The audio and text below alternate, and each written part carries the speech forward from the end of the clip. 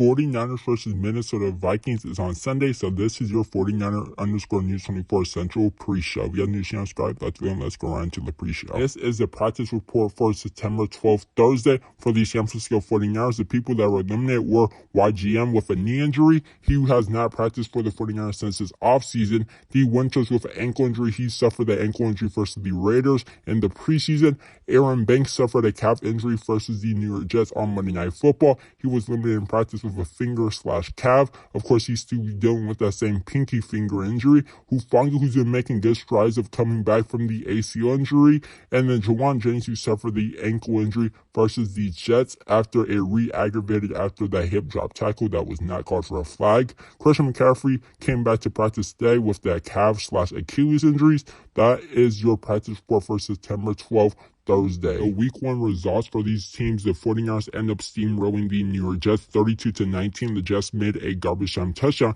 to make the score look better. For the Minnesota Vikings, they beat the Giants 28-6. Sam Darnold, Aaron Jones, Justin Jefferson was the top 3 players for the Vikings in that game. Sam Darnold threw for 208 yards, 2 touchdowns, and 1 interception. Very similar stats to Brock Purdy. Brock Purdy went 19 for 29, 231 yards, no touchdowns, no interception. That was a very, very similar stat when those two quarterbacks had that game. Aaron Jones ran for 94 yards in that game. Justin Jefferson had 59 receiving yards on 4 catches with 6 targeted in that game. Sam Darnold did look very good in that game. I will say he impressed me a lot. He was making some nice throws out there. Will he be making those throws when he plays the San Francisco 49ers defense? He was playing the New York Giants defense, which only has 2 good players on it, which is Kayvon Thibodeau and Brian Burns. The 49ers top 3 players were Brock Purdy, he went 19 for 29, 231 yards. Jordan Mason ran for 147 rushing yards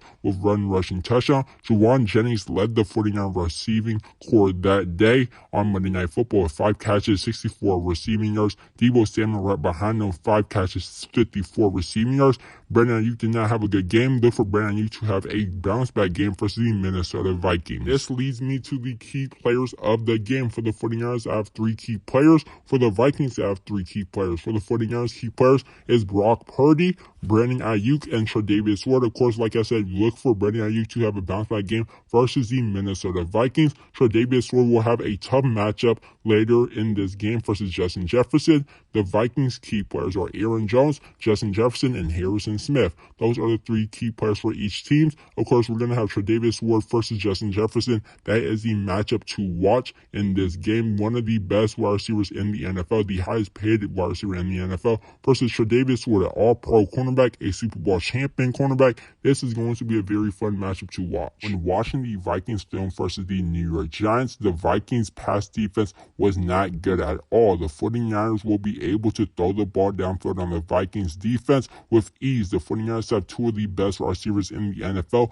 Brandon Ayuk, Deebo Samuel, and Juwan Jennings. Those are the 3 key players. George Kittle might have a big game versus the Vikings, but watch for Brandon Ayuk to have a very good bounce-back game versus the Minnesota Vikings, or a Deebo Samuel breakout game, George Kittle breakout game, or a Juwan Jennings breakout game. Look for one of those key players to have a good game because this Vikings pass defense is just not good at all. Now let's get into the keys to win for the 49ers. The first key to win for the 49ers is do not turn over the ball. Brock Purdy needs to have a clean game. Last year when the 49ers played the Minnesota Vikings, Brock Purdy did not have a clean game at all. Brock Purdy threw many interceptions in this game versus the Vikings, so he needs to have a clean game versus the Vikings for the 49ers to win. The second key is keep Aaron Jones under 75 yards. Last week I said keep Breece Hall under 60 yards, and the 49ers did that with ease. Now the 49ers have a tougher task with Aaron Jones. They need to keep him under 75 yards to win this game versus the Vikings. Aaron Jones ran with ease